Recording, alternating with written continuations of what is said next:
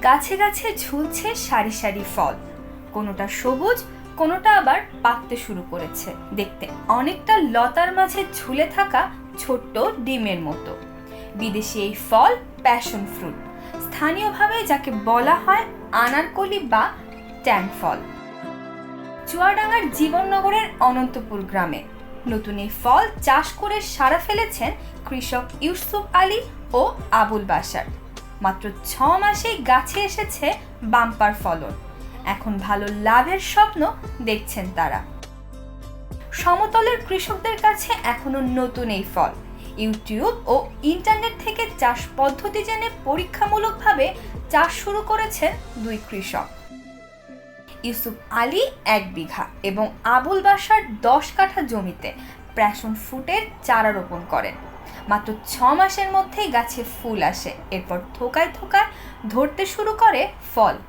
আমার 33 শতাংশে 155টা গাছ লাগানো আছে। খুব অনেক ফল আইছে, অনেক ফল আশা করছি ফলন হবে, আল্লাহ দিয়েছে। তো এই ফলের পিছনে আমার খরচ হয়েছে 1 লক্ষ টাকা। তো আমি যা ফল দেখছি বা যা বাণিজ্যিকভাবে বেচা কেনা করছি 300 টাকা পাইকারি বেচছি, তাতে করে আমি 1,10,000 টাকা আয় হবে আমি মনে করছি। তাদের বাগানের ফলন দেখে আশেপাশের কৃষকরাও আগ্রহী হয়ে উঠেছেন।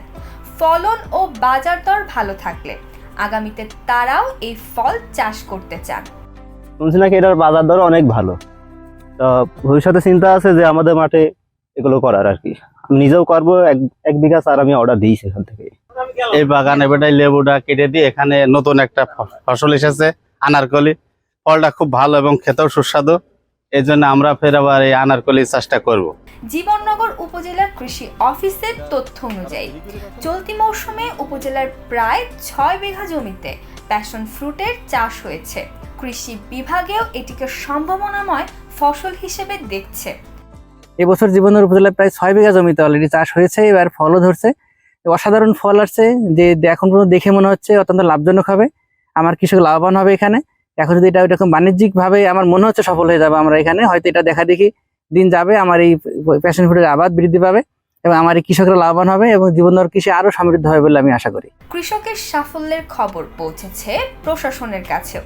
সম্প্রতি বাগান পরিদর্শন করেন চুয়াডাঙ্গার জেলা প্রশাসক লুৎফর নাহার ও জীবননগর উপজেলার নির্বাহী কর্মকর্তা সুমাইয়া সুলতানা অ্যানি সহ অন্যান্য কর্মকর্তারাও।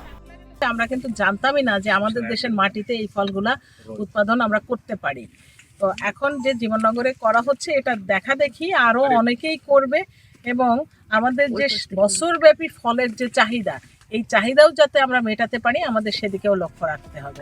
একসময় যে ফল ছিল কৃষকের কাছে একেবারেই অপরিচিত, মাত্র 6 মাসে সেই আনারকলি দেখাচ্ছে নতুন সম্ভাবনার পথ।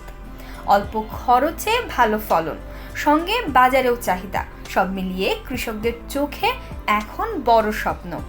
ফলন আর বাজার দর ভালো থাকলে জীবননগরের এই চাষ ছড়িয়ে পড়তে পারে জেলার আরও কৃষকের জমিতে।